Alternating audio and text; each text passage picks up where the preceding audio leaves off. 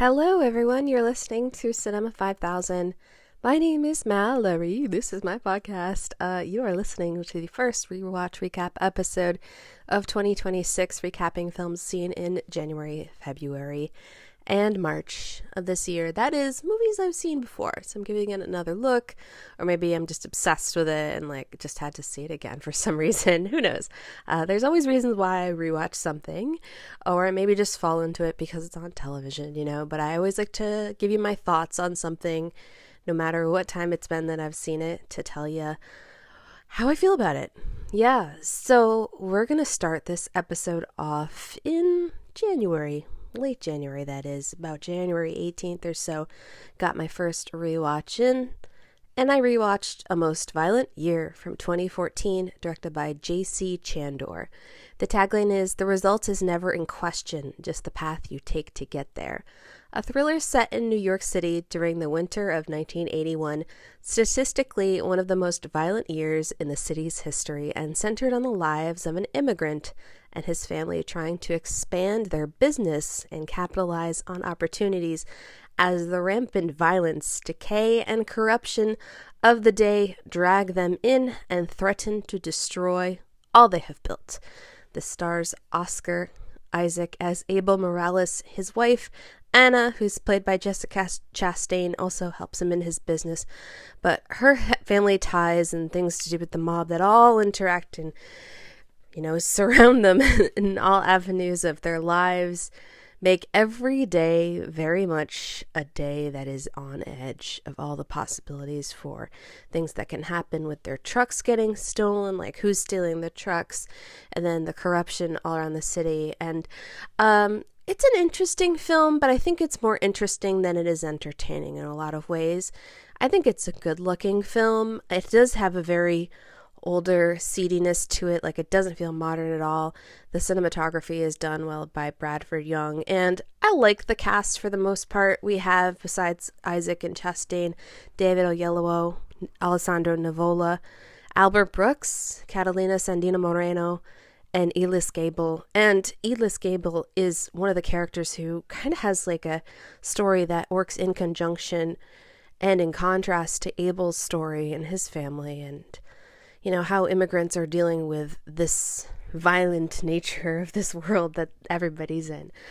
So I gave this one 3 stars. I had rewatched it because back when I saw it, and I think I saw it in 2015. Yeah, it would have been 2015. I watched it at an ex-boyfriend's house, and he had a weird setup with a computer connecting to a TV in the living room. So it wasn't the same experience you get of just putting a DVD in and watching it connected to your television. There was weird audio issues going on or something.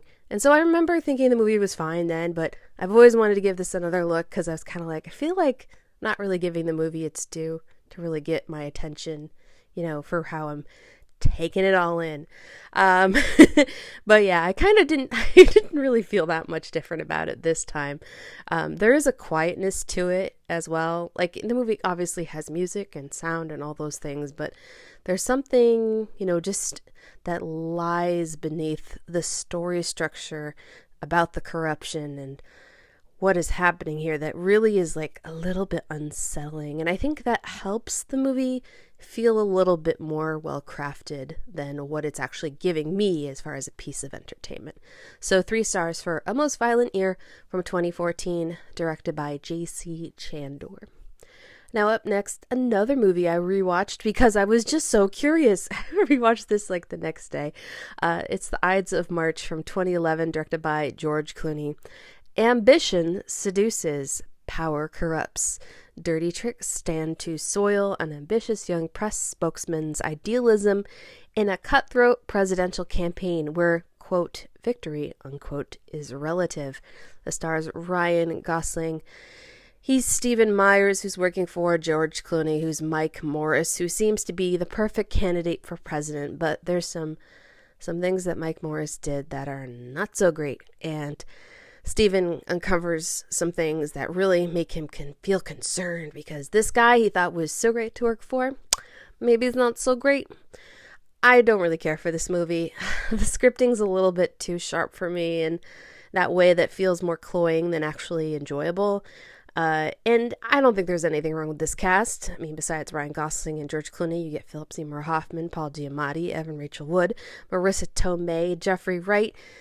And yeah, it's like those are people we want to see in the movies. But there's just something about this movie that just doesn't really work for me and how it goes about the story. You kind of see where it's all going, and it doesn't really feel very surprising. It's kind of crowd pleasery in weird ways, and I just feel like as it progresses, I'm just like less and less interested in what's happening, despite it having, Ryan Gosling in it, who is just terrific anyway. So The Ides of March from 2011, directed by George Clooney, 2 stars. And I gotta say, director George Clooney, yeah, he does not do so well with me as far as his career. The only movie of his I have actually given a positive rating is Good Night and Good Luck. Yeah, unfortunately. But I have not seen all of his films. I haven't seen The Monuments Men, The Midnight Sky, and I haven't seen Suburbicon, but I've seen Confessions of a Dangerous Mind, The Boys in the Boat, The Tender Bar, and Leatherheads. Yeah, Good Night and Good Luck, it's a good one. Ides of March, not so much. But something I do really enjoy. It's Lost in Translation from 2003, directed by Sofia Coppola. The tagline is, "Everyone wants to be found." 2 lost souls visiting Tokyo, the young, neglected wife of a photographer and a washed-up movie star shooting a TV commercial, find an odd solace and pensive freedom in the to be real to each other's company, away from their lives in America. I've seen this movie so many times. I want to say the last time I watched it in full, just because it's one of those things that's like, if I'm just kind of like, I'll just watch it, I might fall asleep watching it and then I don't log it as like a full watch. But a number of years ago, I want to say it was probably the last 5 years. Yeah, a little post-COVID-y. Or maybe it was not totally post-COVID. I can't remember if it was 2021 or 2022.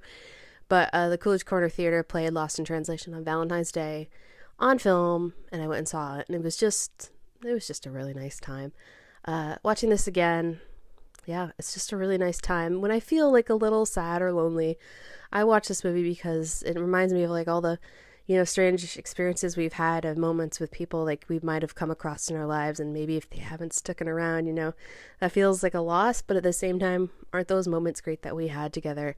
And yeah, this movie has obviously some moments in it that feel a little cringy these days, but I still think it's a great movie, so I gave this 4 stars.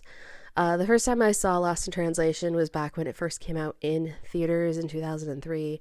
I saw it one afternoon, like by myself, late in the afternoon, and I came outside and the sky was all like lit up like with bright pink hues, and like a storm had just rolled through, and the parking lot near my car was all wet.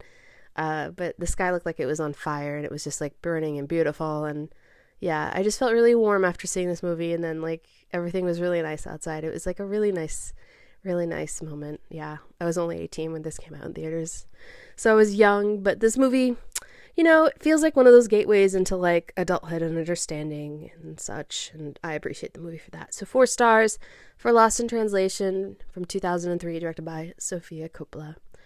Up next, a movie I really, really enjoy. There's going to be a number of those on this episode. It's 20th Century Women from 2016, directed by Mike Mills. The tagline is, "Some things just can't be fixed. Just be there." In 1979, Santa Barbara, California, Dorothea Fields is a determined single mother in her mid-50s who is raising her adolescent son, Jamie, at a moment brimming with cultural change and rebellion. Dorothea enlists the help of 2 younger women, Abby, a free-spirited punk artist living as a boarder in the Fields' home, and Julie, a savvy and provocative teenage neighbor, to help with Jamie's upbringing. Annette Bening plays Dorothea, and she is the mother figure in this story. Also in the film is Elle Fanning, who plays Julie, and then Abby, who's playing by Greta Gerwig. Along the way, we also meet Billy Crudup, who is also boarding in the house with Dorothea William. He's just kind of like, yeah, I'm just here to be, here if you need me kind of guy. He's really easygoing. He doesn't want to get in anybody's way, and he understands that these women have their own energy and their own needs and wants, and he wants to be there for them if they need that. And all the while, Jamie, who's played by Lucas Jade Zuman, he's sort of learning about the world at an odd time. Jimmy Carter is president, there's an energy crisis, and things are kind of strange for everybody and the world and the way things are working. This movie is perfect. I love this movie so much. And I haven't been a fan of all of Mike Mills' films either. I do like Beginners. I'm not a big fan of Come On, Come On. And Thumbsucker I thought was just okay, but it's been so long since I first saw it that I can't even really say like I have a, take on it. And also I saw that when it first came out. We're talking like 20 some years ago, but I think 20th Century Women is like a stone cold masterpiece. I could stop recording this episode right now and just watch it. It's wonderful. It looks terrific. I love the characters. I love every single performance in this. And it's a movie with people who like are really signifiers of like, the modern times to me. Like Billy Crudup, I think of him and like, oh my gosh, all kinds of things he was in like the late 90s and early 2000s. And then like Greta Gerwig, who's like, she's now a filmmaker, but she was kind of that it girl, indie girl thing. And yet in this world where these people exist, they feel of that time. They don't feel like they are, cosplaying, so to speak.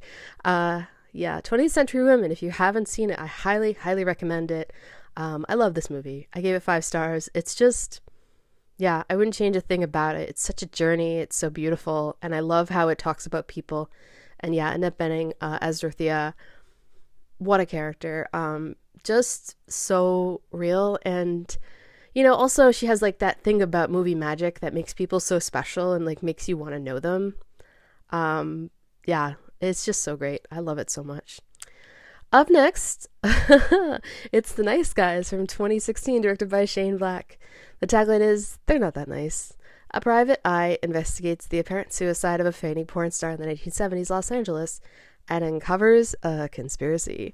This stars Russell Crowe as Jackson Healy. He is an undercover investigator going around trying to figure things out. And if you don't like the name Amelia, do not watch this movie because he is constantly saying the name Amelia. He is hunting Amelia, but also hunting Amelia is Helen March, who's played by Ryan Gosling. He also has a daughter, Holly.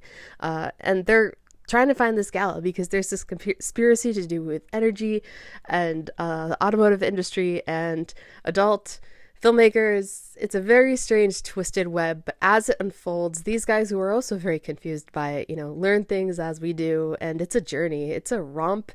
It's a very dark comedy in some ways, but also really goofy and fun and feels like a real throwback to the 70s.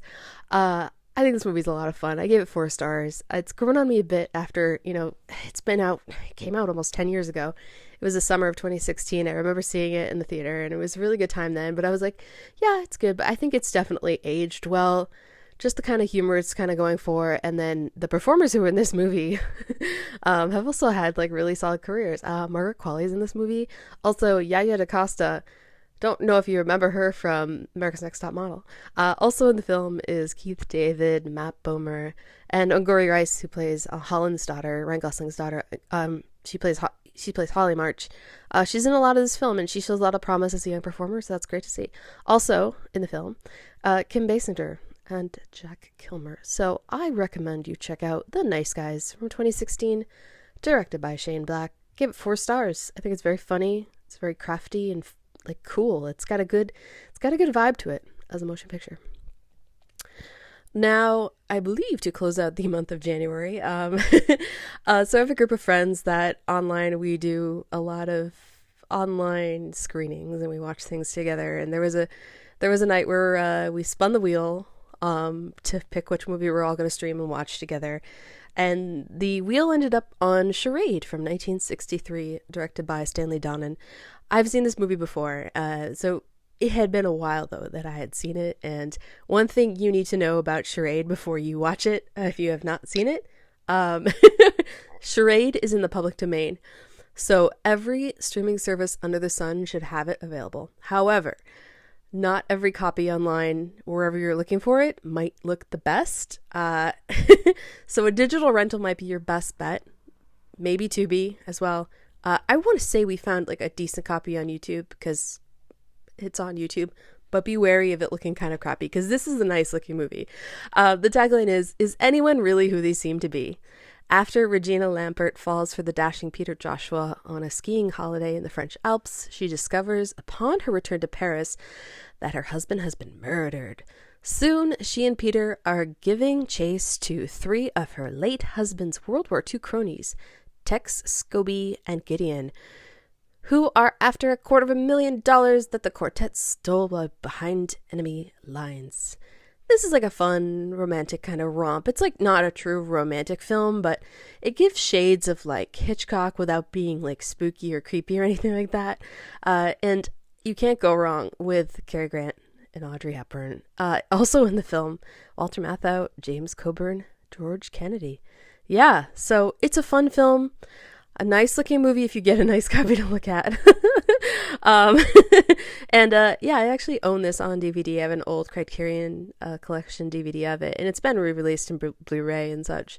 Maybe I'll get that someday, but I gave Charade 3.5 stars. Like I've said, I've seen this a couple times before. It's a good film, and I think it's one of those movies that you could really watch with anyone. It doesn't matter, or watch it by yourself, and you'll probably have a really good time. There's just something very likable about the picture. Plus, I mean, screen legends, Audrey Hepburn, Cary Grant. You could absolutely do worse. Okay, so getting into February, around my birthday, I was like adamant that I'd go to the movies for any kind of film to watch. But unfortunately, having a February birthday means there's a lot of junk in the theater. A lot of movies that are just not made for people who are looking for that real, cinematic quality, whatever you want to say. So I had some work I needed to get done in my car, and I dropped my car off at like the shop to get some work done, and they were like, oh, actually, this is going to take a while. Ooh, not so good. But my plan in that day was to drop the car off and go to the movies. I ended up leaving the car, taking a lift. Didn't want to do that, but I had to. Went to the movies and saw my best friend's wedding. And when it was done, I got my car back after another Lyft ride, which was expensive. Unfortunately, I do not live in a city, so taking a Lyft is a little much, but had to do what I had to do. And in the month of February, at Regal Cinemas, they were showing a different romantic film every single day. So the day that I was getting the work done on my car was the day that my best friend's wedding was showing. So I saw My Best Friend's Wedding from 1997, directed by P.J. Hogan. Julianne fell in love with her best friend the day he decided to marry someone else. When she receives word that her longtime platonic pal Michael O'Neill is getting married to the debutante Kimberly Wallace, food critic Julianne Potter realizes her true feelings for Michael and sets out to sabotage his wedding. So Julia Roberts as Julianne. Yeah, she's a little wacky. Dermot Mulroney as Michael. Yeah, he seems like a good guy. Actually, he kind of is a jackass in this points. But anyway, you can understand how she fell in love with him. But Kimberly Wallace, or Kimmy, is played by Cameron Diaz, and I think she's really terrific in this movie. Also terrific in this movie is the editor that Julianne has, George, who's played by Rupert Everett, and they have such good chemistry together. She gets George in the loop of her scheme when she essentially gets roped into this whole wedding fiasco and is asked to be the maid of honor.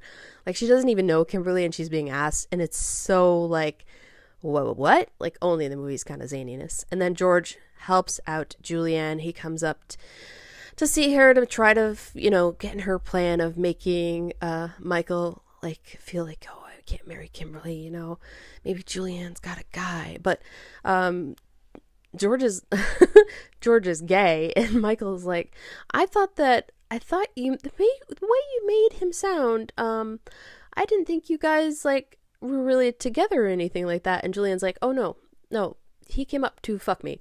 The way she delivers it and the reactions of everybody, that's like one of my favorite moments, and like how Rupert Everett plays it off and just does all this like zany 90s movie stuff. It's just a good time. I don't think this is like a terrific film in any sense. It is entertainment, absolutely. And it's actually not that romantic, but it has those little flashes of moments that like make you fall in love with the movies, made you fall in love with Julia Roberts, maybe hate Julia Roberts, I don't know, but I still think it's like a delightful time. Also, it's all filmed in Chicago. I lived in Chicago when I was at school for a couple years, and it makes me long for the city and just how when it's warm outside and the sun is shining, walking in Chicago is just like magical. Something about it, I just love it. There's not a lot of downtown scenes, but just enough that I watch this movie and I'm like, oh, I miss Chicago so much. But My Best Friend's Wedding, it's a fun time if you haven't seen it. Lots of cringe moments, but if you're a Julia Roberts fan and you haven't seen this, what are you doing? 3 stars for My Best Friend's Wedding from 1997, directed by P.J. Hogan. And if you didn't know, P.J. Hogan is the director of Muriel's Wedding, another wedding film I think you should watch if you have not seen it. Now up next, it's Bright Lights, starring Carrie Fisher and Debbie Reynolds, a documentary from 2016, directed by Fisher Stevens and Alexis Bloom. A different kind of Hollywood love story. An intimate portrait of Hollywood royalty featuring Debbie Reynolds, Todd Fisher, and Carrie Fisher. I saw this documentary back when it first came out. It is so sad that we have lost now Carrie Fisher and Debbie Reynolds. They both passed away very close times to each other. But this movie follows the trials and tribulations of their lives and how Carrie Fisher didn't always have the best relationship with her mother, Debbie. And now, in this portrait of them, we see that they live very close to each other and they take care of each other. Carrie obviously really taking care of her mother, but Todd Fisher also is there too, and he can be. And Debbie at this time is having, money troubles. She's having to sell a lot of her old, Hollywood memorabilia, things that like she wore in films or, on red carpets and such. And, she's also having to be on the road. Like she does a show in Vegas and performs. And Debbie is very old and, it's difficult for her to do, but she wants to do it. She is always the performer. And then Carrie, who has had her ups and downs in life and really always had to grapple with the fact that she was born famous. She talks a lot of candid things about her upbringing and how it's been difficult for her, but you can tell from the way they interact with each other that this love story between the both of them is something that took a lot of time. It was very turbulent, but now as they live so close to each other, they take care of each other and they are there for each other no matter what. I like this one. And the funny thing was, I think a couple days after I rewatched this documentary, it was a question on Jeopardy, and I was like, how did they know? But I can't remember what made me think about watching this again. Maybe I was just scrolling on HBO Max, and I was just kind of like, oh, I remember liking that documentary. I miss Carrie Fisher. I miss Debbie Reynolds. They were just so brilliant and wonderful. And if you're a fan of Carrie Fisher and you've never really delved into like her writing, it's like she's had a number of books. She's also been a script doctor in a number of scripts. As a writer, she's really only credited with 4 screenwriting credits, at least on Letterboxd. But Postcards from the Edge, that's another movie I should probably rewatch soon. And she also did like a spoken special I believe for HBO, Carrie Fisher, Wishful Drinking. I think I want to say I saw that on HBO Max. That's also a good watch. But yeah, Bright Lights, starring Carrie Fisher and Debbie Reynolds from 2016, a documentary directed by Fisher Stevens and Alexis Bloom. I gave this one 3.5 stars. There's a timelessness to this kind of portrait, and it's a nice watch. Makes me a little sad too, thinking about everything. These two old gals, how wonderful they are and how much they contributed to the world of entertainment. All right, up next, it's Crossing Delancey from 1988, directed by Joan Micklin Silver. A funny movie about getting serious. 30-something Isabel spends her time going from her tiny, solitary West Side apartment to that of her grandmother on the Lower East Side. While her grandmother plots to find her a romantic match, Isabel is courted by a married, worldly author, Anton, yet can't seem to shake the down-to-earth appeal of Sam, a pickle vendor. Amy Irving stars as Isabel. Her grandmother, oh my gosh. Oh my gosh, her bubby. Isabel, you need to go see Sam. You need to go see him. The writing is kind of on the wall, you know. Isabel is fascinated by this guy, Anton, who's played by Jurgen Krab, and it's like a good dynamic. Like, you get it. She likes him because he's this author and he's very intriguing. But things start to become a little clear to her. It takes a bit for her to be convinced that maybe he's just not the guy for her. And what's up with Sam? Sam, the pickle guy, who's played by Peter Riegert. Sam is so incredible. I love pickles. It wouldn't take me much to be convinced to get with the pickle guy. Let me tell you that much. Especially New York pickles. Oh my gosh. Sadly, that pickle stand isn't no longer there in New York. It's different on that street now. But this movie is so delightful and charming. It's a shame, you know. This one. How did I find out about this one? I don't remember. It was like COVID-y times, and it was kind of like, oh, Joan Micklin survey. Oh, it was because her movie Between the Lines is something that I saw. When did I see it? I want to say maybe 2019. I saw it in the theater at the Brattle Theater in Cambridge. And then I saw that she had other movies, and I was like, oh, I should check out her other movies.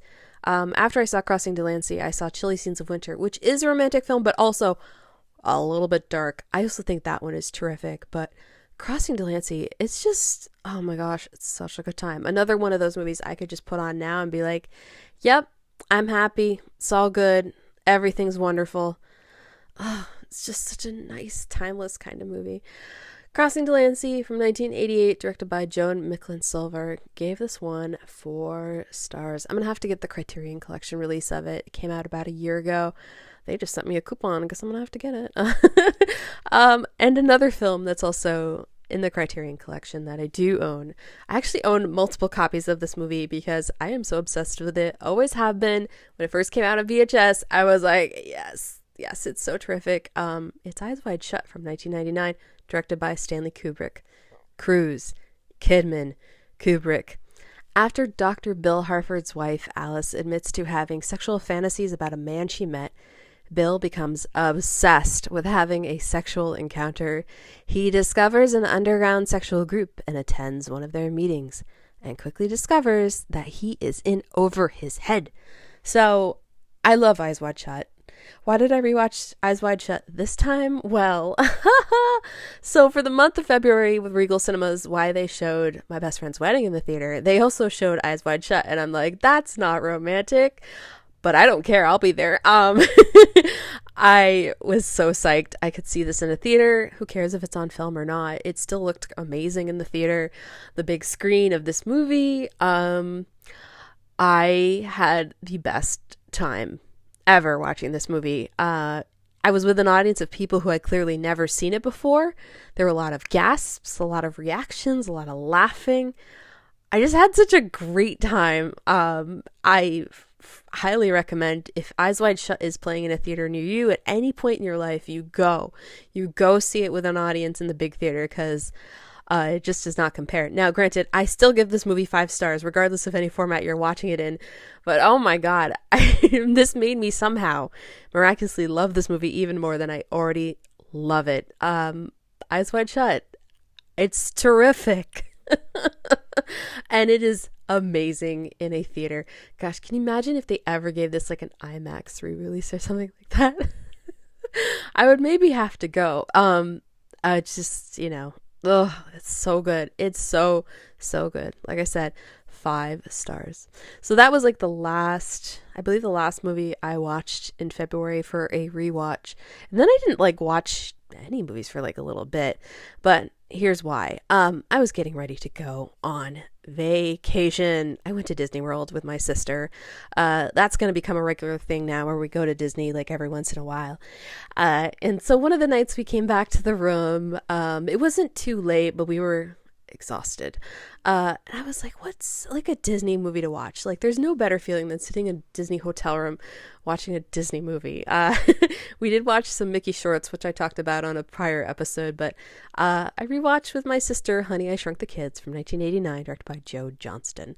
The tagline is the most astonishing, innovative backyard adventure of all time.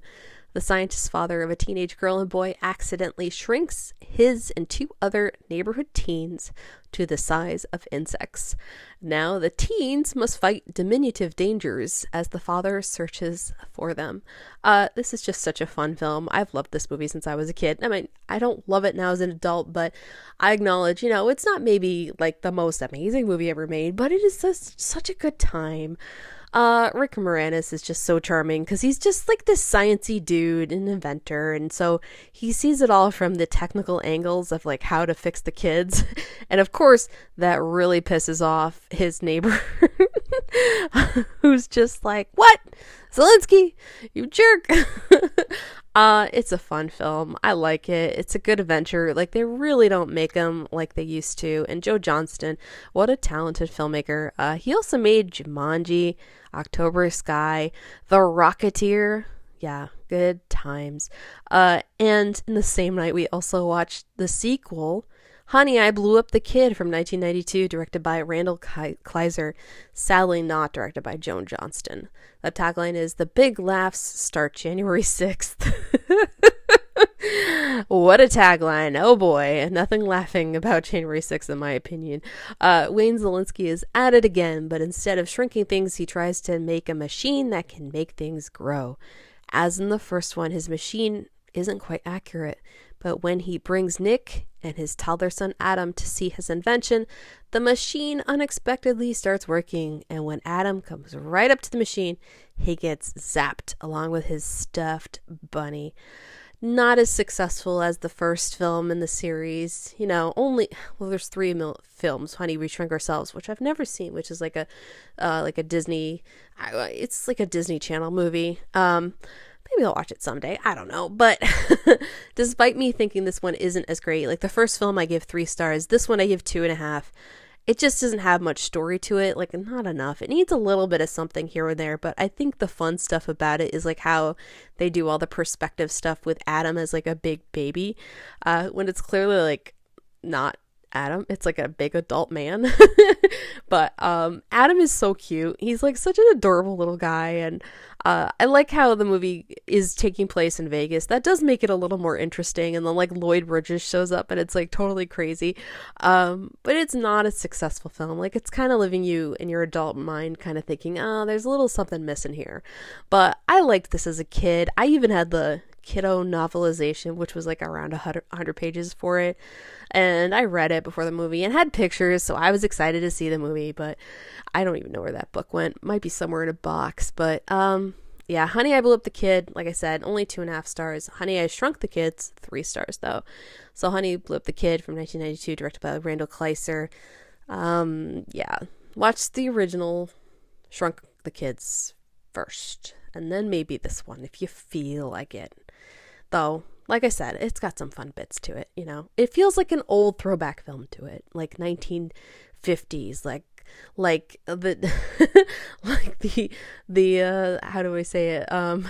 Attack of the 50-Foot Woman, or like one of those creature features, like where people are screaming, going, ah, yeah, I wonder if Joe Johnston had made it, how much better it could have been. So, as I mentioned with Charade, I got with my friend group online and we spun a wheel and picked a movie. And the movie we watched this time in March was pre-Oscars, something nominated or winner for an Oscar. And the film that we got was In and Out from 1997, directed by Frank Oz. The tagline is an out-and-out comedy. A Midwestern teacher questions his sexuality after a former student makes a comment about him at the Academy Awards. Kevin Kline plays Howard Brackett. He's going to be married to Emily Montgomery, who's played by Joan Cusack, in a couple of days. But Howard is outed on television. And Howard, he's not gay. Or is he? Dun dun dun. This is just a fun, delightful film. I mean, there's some sad moments too, because Howard starts to realize things about himself. And, sadly for Emily, that means their relationship might be in jeopardy. What's going to happen? But Joan Cusack was nominated for an Academy Award for Best Supporting Actress. She is so good in this movie. She's so funny. And who doesn't love Joan Cusack? Like, she was so due to get some kind of recognition, especially after, she did get recognized she was nominated for Working Girl. But in the 90s, it's like she was on her stride. Like, everything she was in she was so great. Addams Family Values specifically, like, there's a number of small parts along the way, but Addams Family Values as Debbie, oh my god, Debbie, terrific. In and Out is fun. I gave it 3.5 stars. Like, there's just something about this movie that's like this earnestness. But I think what In and Out does so well is it wants to bring its audience along in Howard's story and Emily's story, and just be like, hey, people are people, and these things happen. Also in the film is Peter Malloy, who's played by Tom Selleck, who is a tabloid dude. He's fun in this too. I like that part for him. Matt Dillon, Debbie Reynolds, Wilford Brimley, Bob Newhart. Yeah. And it's small town people, so they're all like thrust into the spotlight of this moment because of what Matt Dillon's character does. It's crazy, but it's also inspired by true events that happened when Tom Hanks won an Academy Award for Philadelphia. So check out In and Out if you have not. It's a good one. 3.5 stars, like I said, and directed by Frank Oz. Now, we're in the home stretch. We're almost there. Our next film, you might be like, why did you watch that again? It's Friday the 13th, Part 3 from 1982, directed by Steve Miner. I did, in fact, see it on March 13th. A new dimension in terror. An idyllic summer turns into a nightmare of unspeakable terror for yet another group of naive friends. Ignoring Camp Crystal Lake's buddy legacy, one by one, they fall victim to the maniacal Jason, who stalks them at every turn. Now, I saw this because it was playing in the theater in 3D. Who can blame me? Come on now. And it was a packed showing. In fact, there was a dad and his son sitting in my seat. Like, the kid was in my seat. I'm like, hey, that's actually my seat. He's like, oh, I'm so sorry. Got these numbers wrong. I'm like, no big deal as long as you got a seat, But packed showing, had a lot of fun. The 3D is so goofy, like antennas in your face and like, poles and whatever. It's fun. I don't like this movie really. I'm giving it really 3 stars because the 3D enhanced it so much. I don't know. If I had to pick a favorite one in the series, maybe the one with with what's his name? Oh gosh, my brain. It's losing it. Is that the 4th one? Okay, I gotta look this up now. I am not prepared for this. So part 3, part 4 is, the final chapter. Is that the 4th one or is that the 5th one? I don't know. That's the one with, oh god, Crispin Glover. My brain was like not thinking. Yeah, I think that's my favorite one in the series. Anyway, you don't care about that. This one it's goofy. They're all goofy, but I think it's a good time. And like I said, the 3D was fun. So that's all. Friday the 13th, Part 3 from 1982, directed by Steve Miner. 3 stars for mostly the 3D. Now, only 2 more films to talk about for March. Yeah, well, I rewatched After Hours. You're like, you watch After Hours all the time. Yeah, I did. I was scrolling through Netflix and it was on there and I was kind of like, well, I can't find anything, so I might as well watch After Hours. It was late at night. I came home from work. I was kind of like, I don't know what I'm doing. I was too caffeinated up to go to sleep. But After Hours from 1985, directed by Martin Scorsese. When it's after midnight in New York City, you don't have to look for love, laughter, and trouble. They'll all find you. Desperate to escape his mind-numbing routine, uptown Manhattan office worker Paul Hackett ventures downtown for a hookup with a mystery woman. Paul Hackett's played by Griffin Dunne, and he's into Rosanna Arquette's character Marcy, though he has everything and anything that could go wrong happen in this crazy bizarro night in New York City. It's 5 stars for me. I love this movie. I love it. I've seen it so many times. It's a joy, even when it's scary. But what a cast. Besides Griffin Dunn and Rosanna Arquette, we have Verna Bloom, Tommy Chung, Linda Fiorentino, Cheech Marin, John Hurd, Terry Garr, Catherine O'Hara, Dick Miller, Will Patton, Bronson Pinchot, and more. Yeah, it's just so great. It's so great. I love it. I love this dark side of New York City. Every time I watch it, I have a good time. So it's a 5-star for me. I also own the Criterion Collection Blu-ray of it, but yet it's on like a number of streaming services a lot. And yeah, I also own the DVD too. But the features on it are for the Criterion Collection release are also really cool. So if you like this movie, if you like Martin Scorsese, or you just like a good time, I highly recommend it. Like, yeah, 5 stars. A lot of 5-star movies on this episode.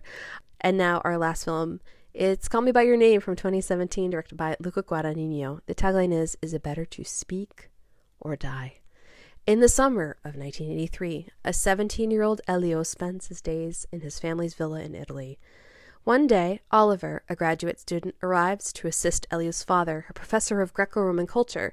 Soon, Elio and Oliver discover a summer that will alter their lives forever.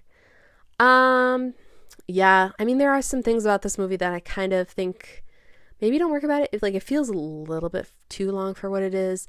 And Armie Hammer is like not the best performer. However, what makes this movie magical in so many ways is its direction, its music, and also the performance by Timothée Chalamet as Elio. This is like one of my favorite performances of all time. He is just so terrific. The character is like so believable, and you feel his emotions, you feel his longing, and you feel his conflict too, because he has like a girl he's into, and he's also into Oliver, and it's like, what am I doing? Do I know what I'm doing? I'm just a kid, or do I want to like go down that path? And this like idea of like new love, and in the summer, it's so beautiful and so wonderful. And also Michael Stuhlbarg as Elio's father. Oh my gosh. Another just terrific performance. And he doesn't have a lot of scenes in this movie, but the one that hits is, oh my God, I get chills thinking about it. A movie with moments like this that just make you think about the time you saw the movie for the first time and how it hits you. Just terrific. Oh my gosh. Now, this is a movie that I was so infatuated with when it first came out. I like made my parents watch that movie. I'm like, you have to watch this movie with me. It's just so beautiful and it kills me. And I think I made my mom a Timothée Chalamet fan that way. Yeah. Yeah, it's 4.5 stars for me. Maybe I should just rate it 5. I don't know. It's just so good. It's so wonderful. And it has this air to it. Like, I could watch, oh my God, the best time to probably watch this movie is like watch it on the hottest night possible and open up your windows a little bit and turn off all the lights and just take in the air as it sort of blows in the windows if you got a window near your TV room. I know that's probably not desirable for a lot of people, but for me, when the stillness of my neighborhood is like happening and these like summer nights and all you can really hear is maybe like a faint cricket in the background or something and there's not a lot of noise. Yeah, I just love the way this movie portrays the season in Italy. Makes me want to go to Italy. Is it Luca Guadagnino's masterpiece? Yeah, I think so. Besides Challengers, yeah. Yeah. Wow, just so tremendous, so great. And Luca Guadagnino also really loved Bones and All, also with Michael Stuhlbarg and Timothée Chalamet, as well as Queer, which is Stuhlbarg in that one too? No, he's not, but I did really love Queer. I thought that was a great film. Oh my gosh. Bigger Splash, also a fun summer kind of movie. After the Hunt, a little more complicated, but Michael Stuhlbarg is so good in that one too. Oh my gosh. When movies are so good, they're so good. Oh my gosh. Okay, Call Me By Your Name. Like I said, 4.5 stars. 2017, directed by Luca Guadagnino. This played back in the theater too for Regal, but I couldn't go for that Valentine's Day month. It's so good. I made it by watching it at home. Yeah, it's great. When movies are great, they're so great. Anyway, that's it for rewatches. That closed out March. Yeah, next episode, what's coming down the pike? What's up? Next episode will come out next week. I have seen a number of new to me movies, and we'll talk about them. Some of them are in theaters, but I do have a couple more movies I want to watch before that episode. So whenever that happens, you'll find out. But yeah, that's the Rewatch Recap episode, the first one for 2026. My name is Mallory. I hope you enjoyed this episode. Cinema5000.com is the website. You can also go to the blog section and see when I upload the YouTube videos. I post them there. YouTube, Cinema 5000 Podcast. Bluesky, Cinema5000. And if you want to send an email, send it to cinema5kpod@gmail.com. Thanks so much for listening. I'll talk to you soon. Okay, bye.